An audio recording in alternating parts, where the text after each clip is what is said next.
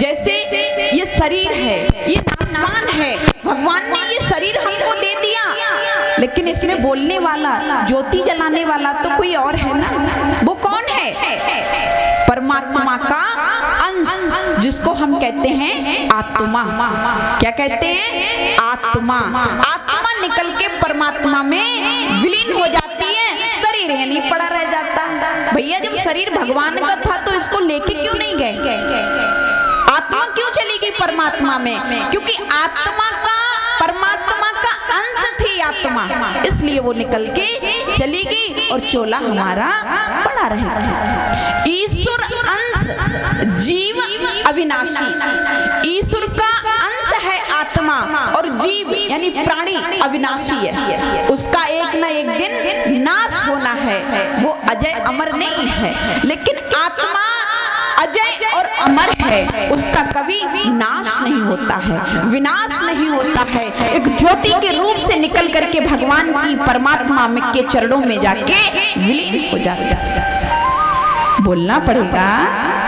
तो इसी प्रकार से राधा जो है वो कृष्ण की आत्मा है। और मैंने पीछे भी बताया था, हर कोई व्यक्ति अपनी आत्मा से प्रेम करता है। अगर शरीर में कोई कष्ट हो जाए तो आत्मा कितनी दुखती है। जरा सा कांटा लग जाए मुंह से निकलेगी हाय राम, हाय मैया, कहते ना, हाय बाप रे बाप, कहते ना। कई लोगों के अपने अपने शब्द होते। क्यों? अरे कांटा तो तुम्हारे शरीर को लगा है, आत्मा को तो लगा नहीं, लेकिन पीड़ा क्यों हुई? क्योंकि हमारी आत्मा दुखने लगी। जब आत्मा दुखने लगी तो हम शोक मनाने लगे। बढ़िया बात है, प्रेम करो, लेकिन भगवान को साक्षी बना के प्रेम मत करो। अगर जो लोग ये कहते हैं कि राधा से कृष्ण ने प्रेम किया और कृष्ण ने राधा से प्रेम किया तो हम कर रहे हैं, तो कौन सी बात है? वो तो हमारे पूर्वज थे। पूर्वज के चिन्ह मार्गों पे चलना तो भक्तों का काम होता है। प्यारे, 7 वर्ष के छोटे से कन्हैया ने अपनी इकल्ली उंगली के नख पे 7 कोस का लंबा चौड़ा गिरिराज जी 7 रात्रि 7 दिन पर्यंत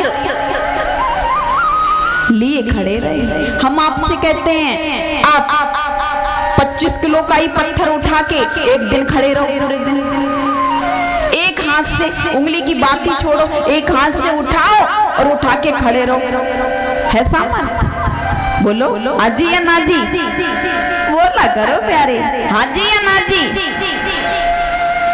फिर दूसरी बात कहते हैं कि भगवान ने गोपिकाओं का चीर हरण किया, गोपिकाओं का चीर हरण किया।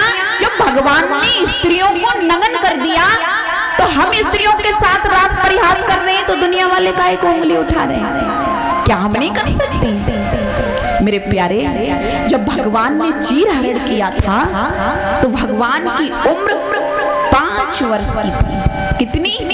5 वर्ष की। अब 5 वर्ष का छोटा सा बच्चा के मन में कोई काम वासना आ सकती है क्या?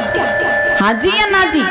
आपके घर का छोटा सा बच्चा 5 वर्ष का हो, जिसको ठीक से बुआ जी और पापा जी बोलना भी नहीं आए, वो क्या जाने काम वासना क्या होती है? जान सकता है? नहीं जान सकता है। तो मेरे कन्हैया ने जब हरण किया वस्त्रों का तो 5 वर्ष के थे। पहली बात। दूसरी बात, भगवान परमात्मा है और जीव आत्मा है। जब आत्मा का परमात्मा से मिलन होता है तो भगवान, ये माया रूपी जो पट पड़ा है ना, पट मानी वस्त्र, ये माया का वस्त्र है।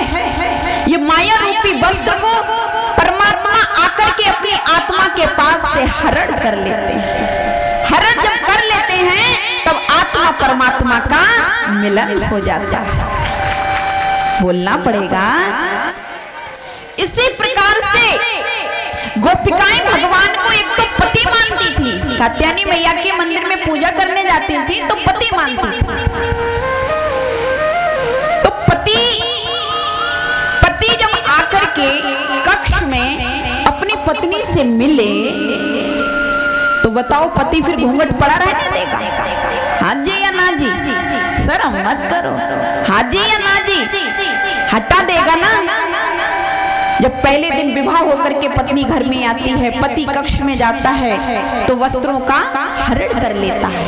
इसी प्रकार से जब परमात्मा रूपी पति आता है तो अपनी आत्मा रूपी पत्नी के वस्त्रों का हरण कर लेता है। बोलना पड़ेगा भगवान के अंकुश पर आक्षेप मत लगाओ, आचरण पर अंकुश मत लगाओ प्यारे। जो भगवान ने किया है वो तुम नहीं कर सकते।